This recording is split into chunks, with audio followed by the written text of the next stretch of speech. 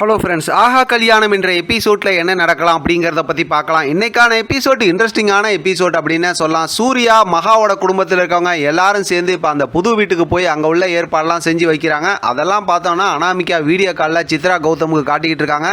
சித்ராவும் கௌதமும் அப்படியே ரொம்ப பொறாமப்பட்டு போகிறாங்க. நம்ம அவங்கள கஷ்டப்படுத்தணும்னு நினச்சா வேறு வீட்டுக்கு போய் சந்தோஷமாக இருக்காங்களே, அவங்கள ஏதாவது பண்ணணும் அப்படின்னு சொல்லும்போது கௌதம் நான் ஏதாவது பண்ணுறேன் அப்படின்னு பேசுகிறாங்க.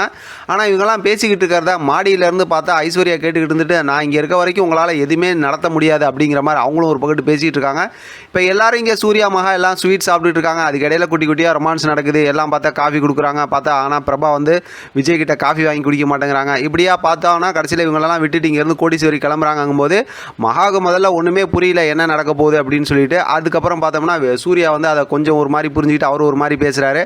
ஒரு மாதிரி காமெடி ஃபன் கலாட்டாவாக இருக்குது. அவங்களாம் கிளம்பி போயிடுறாங்க. அதுக்கப்புறம் பார்த்தோம்னா மகா ஏற்கனவே அந்த தண்ணி டேப் இருக்குல்ல, அதை வந்து திறந்து நினைய வச்சு ஏற்கனவே நம்ம ப்ரொமோவில் பார்த்தோம்ல அந்த மூமெண்ட்டு தான்.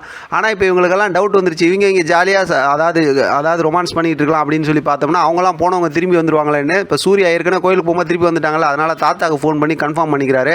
அவங்களாம் அந்த வீட்டில் தான் அங்கே இங்கே எடுத்துகிட்டு வர வேண்டிய திங்ஸ்லாம் எடுத்து வச்சுக்கிட்டு இருக்கோம் அப்படிங்கிற விஷயத்த சொல்லிடுறாங்க. அதை கன்ஃபார்ம் பண்ணதுக்கப்புறம் சூர்யாவும் மகாவும் பார்த்தா செம்ம ஜாலியாக சந்தோஷமாக பேசிகிட்டு இருக்காங்க. ரொம்பவுமே சூப்பரான ஒரு மூமெண்ட்டாக இருக்குது. இன்றைக்கான எபிசோட்டை பொறுத்த வரைக்கும் கதை பெருசாக மூவ் பண்ணல அப்படின்னாலும் இன்றைக்கான எபிசோட்டை ரொம்ப சந்தோஷமாக முடிச்சிருக்காங்க. சூர்யா மகாவை ரொம்பவுமே அழகாக காட்டியிருக்காங்க. அதை வந்து ப்ரொமோவில் நம்ம வந்து பேசுகிற விஷயங்கள் கிடையாது. அதனால் நம்ம தொடர்ந்து பார்க்குறவங்க சூர்யா மகாவை வந்து நல்லா சந்தோஷமாக பார்க்கணும்னு நினைக்கிறவங்க இன்றைக்கான எபிசோடை பார்த்தீங்கன்னா ரொம்பவுமே ஹாப்பி மூமெண்ட்டாக இருக்கும். ஏன்னா சூர்யா வந்து அவ்வளோ சந்தோஷமாக மகா கிட்ட பேசுவாங்க, மகாவும் அவ்வளோ சந்தோஷமாக பேசுவாங்க.